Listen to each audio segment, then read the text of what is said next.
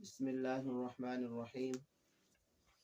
مشکات المصابیح میں یہ حدیث پاک درج ہے۔ حضرت ابو مالک اشعری رضی اللہ تعالی عنہ فرماتے ہیں، ہمارے آقا و مولا صلی اللہ علیہ وسلم نے ارشاد فرمایا، اللہ تبارک و تعالی نے تمہیں 3 تباہ کاریوں سے بچا کے رکھے گا۔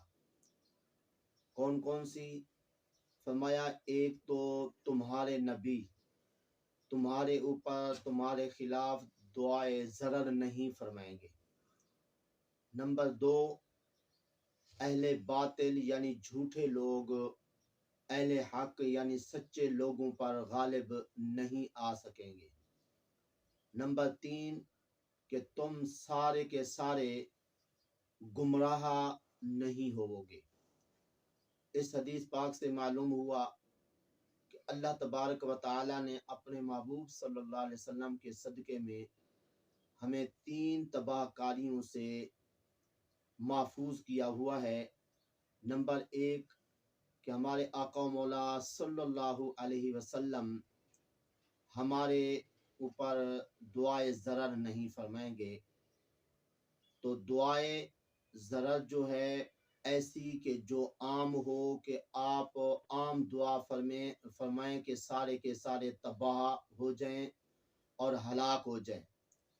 اور اگر آقا کریم صلی اللہ علیہ وسلم ساری امت کے لیے تو نہیں، پوری قوم کے لیے تو نہیں، اگر آپ صلی اللہ علیہ وسلم کسی ایک شخص کے لیے جی دعا ضرر فرما دیں تو اس کا اثر ہو سکتا ہے۔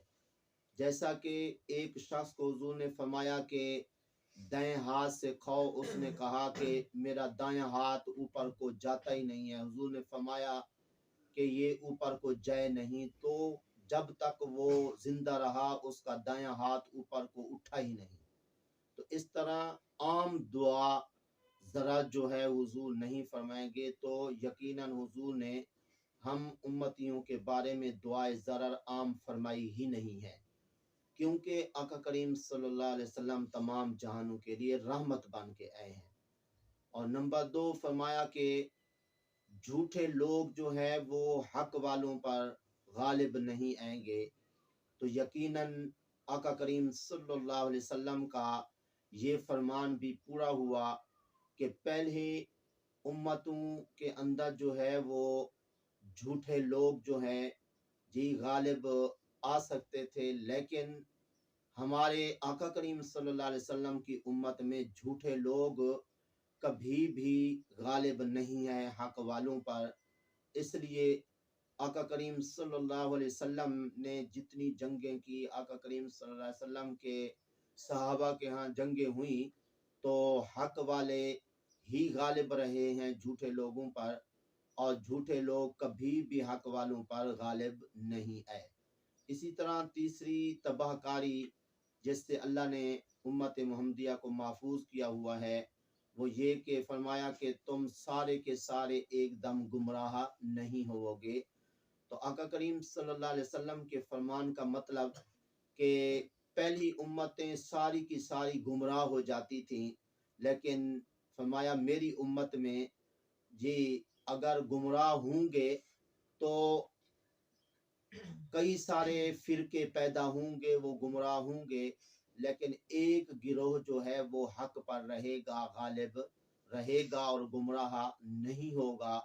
وہ کون سا گروہ ہے اس کی نشانی بھی جی آقا کریم صلی اللہ علیہ وسلم نے خود بیان فرما دی کہ وہ جماعت اور وہ گروہ جو ہے میری اور میرے صحابہ کرام کی سنت کی اتباع کرنے والے ہوں گے۔